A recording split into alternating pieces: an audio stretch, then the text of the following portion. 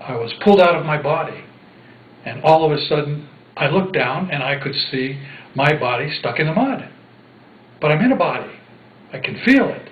No longer am I cold and freezing and stuck in the mud, but I'm warm and I'm filled with a love and a peace that I cannot explain. So in less than a microsecond, from freezing, cold, horrible pain, I was filled with love and peace and happiness and smiles. And as I looked opposite from my body, looked up into the tunnel, there I saw light. The light was so bright that it was brighter than 10,000 suns. And I immediately said, this should be burning my retinas. But it wasn't. It was a gentle but powerful light. It was pulling me. It was pulling me like a gentle magnet, closer and closer. And the closer I got, the more I was filled with an ecstasy, with a love, with an unconditional love of me as Andy. And as I got closer to the light, all of a sudden, I popped into a giant sphere. It was about the size of a basketball coliseum. And I was suspended in the middle of this sphere. And all around me, at all parts of the sphere, up, down, sideways, left, right, all over, were miniature motion pictures of my lives and what was going on. And I could see, I could touch, I could feel, I could sense every emotion that was taking place in all of those lifetimes. And when I would concentrate on one, I would immediately be there. I would be reliving what I had lived. And I would remember the reliving. And then I would think about another area, and then I'd pop into another movie. And I would do this for some period of time, but you have to understand that when you're in the eternal now, time doesn't make any sense. So it isn't time like yesterday, today, and tomorrow. It's happening all the time, all at once. And I was there for an extended period using earth terms. And then, all of a sudden, I popped out of the sphere, and now I'm in front of the light. And the light is so warm and so glowing and so forgiving. And the light had no judgment. There was no condemnation. There was no blaming, no shame. There was nothing but love and acceptance. And the light was viewing me. The light knew everything that I ever thought, did, or will do. It knew everything. And the light welcomed me. And the light said, Andy, don't be afraid. And I was impressed. I mean, the light knew me and called me by my name. Called me Andy. Oh, that's pretty good.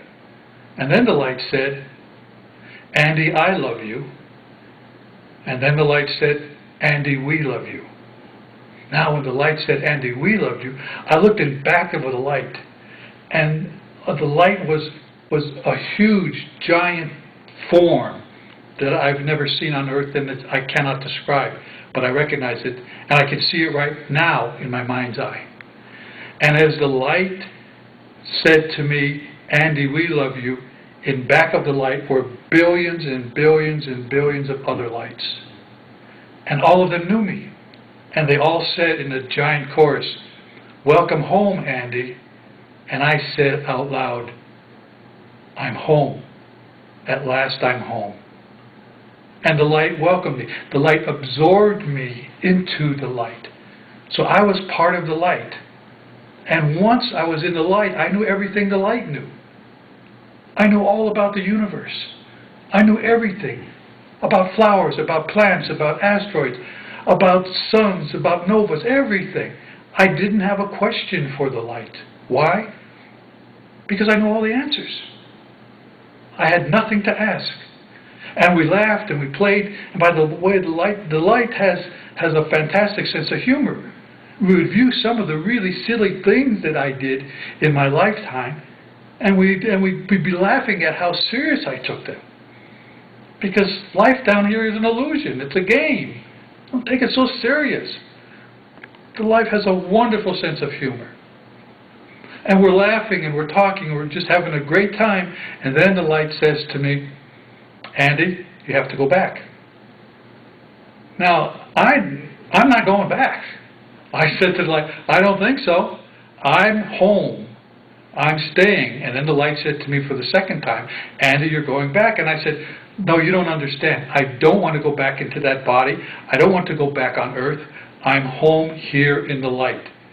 And then the light said for the third time, Andy, you're going back.